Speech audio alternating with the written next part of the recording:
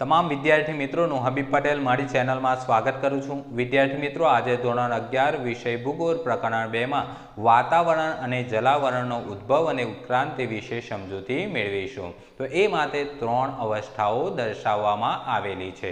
સૌથી પહેલા પ્રથમ અવસ્થા, દ્વિતીય અવસ્થા અને તૃતીય અવસ્થા, એટલે કે પહેલી અવસ્થા, બીજી અવસ્થા અને ત્રીજી અવસ્થા।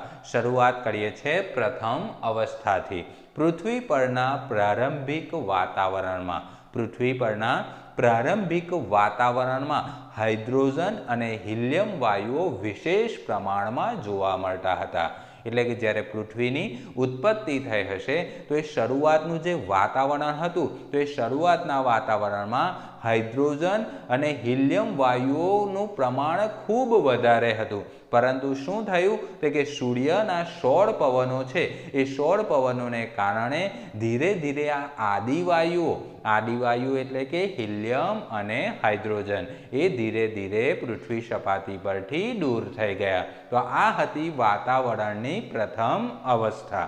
હવે યાદ રાખવાનું છે દ્વિતીય અવસ્થા। તેમાં આપણે યાદ રાખીશું કે પૃથ્વી સપાટી સમયાંતરે ઠંડી પડવા લાગી। જેમ સમય પસાર થતો ગયો તેમ સમયની સાથે સાથે પૃથ્વી પણ ઠંડી પડવા લાગી। વિદ્યાર્થી મિત્રો, જ્યારે કોઈ ગરમ પદાર્થ હોય છે એના પર જો આપણે પાણી નાખીએ તો એમાંથી વરાળનું સર્જન થતું હોય છે। એ જ રીતે શરૂઆતમાં પૃથ્વી તપ્ત હતી એટલે કે ગરમ હતી, પરંતુ સમયની સાથે જ્યારે ઠંડી પડવા લાગી તો એ અવસ્થા દરમિયાન વરાળ અને વાયુઓનું સર્જન જોવા મળ્યું। તો આ જે વરાળ અને વાયુઓનું સર્જન છે એને વાયુ ઉત્સર્જનની પ્રક્રિયા તરીકે પણ ઓળખવામાં આવે છે।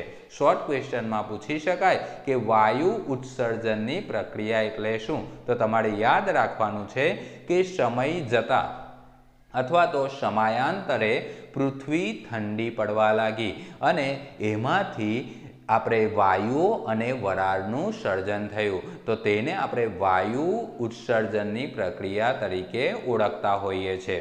સાથે યાદ રાખવાનું છે કે આ અવસ્થામાં એટલે કે દ્વિતીય અવસ્થામાં પાણીની વરાળ, કાર્બન ડાયોક્સાઇડ, નાઇટ્રોજન, સાથે યાદ રાખીશું મિથેન અને એમોનિયા, એટલે કે પાણીની વરાળ, nitrogen, carbon dioxide, methane, ammonia જેવા વાયુઓનું જે પ્રમાણ છે એ ધીરે ધીરે વધવા લાગ્યું। આપણે પ્રથમ અવસ્થામાં જોઈ ગયા કે હાઇડ્રોજન અને હિલિયમ વાયુઓનું પ્રમાણ ખૂબ વધારે હતું, પરંતુ બીજી અવસ્થા દરમિયાન શું થયું તે કે પૃથ્વી જેમ ઠંડી પડતી ગઈ તો એ હિલિયમ અને હાઇડ્રોજન વાયુઓ દૂર થઈ ગયા અને એના સ્થાને પાણીની વરાળ, નાઇટ્રોજન, કાર્બન ડાયોક્સાઇડ, મિથેન અને એમોનિયા વાયુઓનું પ્રમાણ ખૂબ વધારે જોવા મળ્યું। અને સાથે સાથે લખવાનું છે કે દ્વિતીય અવસ્થામાં જ્વાળામુખીનું પ્રસ્ફોટન જોવા મળ્યું। હવે જ્યારે વિદ્યાર્થી મિત્રો જ્વાળામુખીનું પ્રસ્ફોટન થાય ને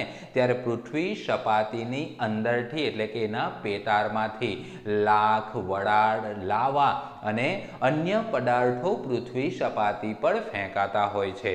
તો આ બધી અવસ્થામાં જોવા મળ્યું। હવે તૃતીય અવસ્થાની વાત કરવાના છે। તો તૃતીય અવસ્થામાં જ્યારે પૃથ્વી ઠંડી પડવા લાગી તો વરાળનું સર્જન થયું અને જે વરાળ છે એ વાતાવરણમાં ભળી ગઈ, એટલે કે તે વરાળનું ઘનીભવન જોવા મળ્યું, એટલે કે ઘનીભવન શક્ય બન્યું। હવે જ્યારે વરાળનું ઘનીભવન થાય ને ત્યારે આપણે યાદ રાખવાનું કે હંમેશા વૃષ્ટિ થાય એટલે કે વરસાદ પડે।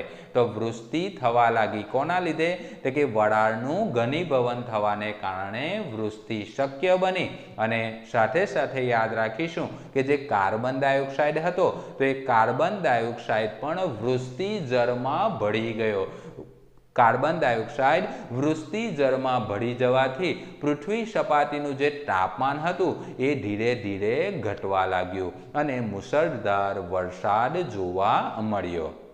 હવે આપણે સાથે યાદ રાખીશું કે વરસાદ પડ્યો તો એ વરસાદનું જે પાણી છે એ ક્યાં ગયું? એનાથી કોનું સર્જન જોવા મળ્યું? તો વરસાદનું પાણી પૃથ્વી સપાટી પર વરસાદનું પાણી પૃથ્વી સપાટી પરના જે ઊંડી અને વિશાળ ગરટા છે એમાં ભરાઈ ગયું. ઊંડી અને વિશાળ ગરટાઓમાં ભરાવાથી સાગરો અને મહાસાગરોની રચના થઈ. તો આ રીતે તૃતીય અવસ્થામાં સાગરો અને મહાસાગરોનું સર્જન થયું. અને સાથે લખીશું કે પૃથ્વીના ઉદ્ભવ પછી સાગરો અને મહાસાગરોનું સર્જન થયું. કેટલાક વર્ષો બાદ થયું તો આપણે લખવાનું છે કે 50 કરોડ વર્ષ બાદ પૃથ્વીનો જ્યારે ઉદ્ભવ થયો તો ઉદ્ભવ થયાના 50 કરોડ વર્ષ પછી સાગરો અને મહાસાગરોની રચના થઈ હશે એમ અનુમાન લગાડવામાં આવે છે. અને પ્રકાશ સંશ્લેષણ, આપણે છેલ્લો મુદ્દો કે પ્રકાશ સંશ્લેષણની પ્રક્રિયા ક્યારે જોવા મળી હશે તો એવું અનુમાન લગાડવામાં આવે છે કે પ્રકાશ સંશ્લેષણની પ્રક્રિયા આજથી 250 કે 500 કરોડ આજથી લઈને 250 કે 500 કરોડ વર્ષ પહેલા જોવા મળી હશે એમ અંદાજ લગાડવામાં આવે છે.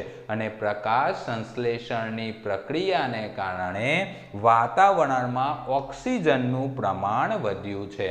હંમેશા વૃક્ષો કાર્બન ડાયોક્સાઇડનું શોષણ કરે છે અને પૃથ્વી સપાટી પર ઓક્સિજન આપતા હોય છે, જે સજીવ સૃષ્ટિ માટે ખૂબ જરૂરી છે. તો પ્રકાશ સંશ્લેષણની પ્રક્રિયાના લીધે પૃથ્વી સપાટી પર ઓક્સિજનનું પ્રમાણ વધ્યું અને વાતાવરણમાં ઓક્સિજન વાયુની જે માત્રા છે એ કેટલા વર્ષો પહેલાં ઉદ્ભવી હશે તો આપણે લખવાનું છે 200 કરોડ વર્ષ પહેલાં ઉદ્ભવી હશે, એટલે કે પ્રમાણસર બની હશે. તો વિદ્યાર્થી મિત્રો, આપણે ટૂંક સમયમાં પ્રકરણ 2 નો જે છેલ્લો ટોપિક છે એની સાથે મળીશું. ત્યાં સુધી હું હબીબ પટેલ તમારી રજા લઉં છું. નમસ્કાર.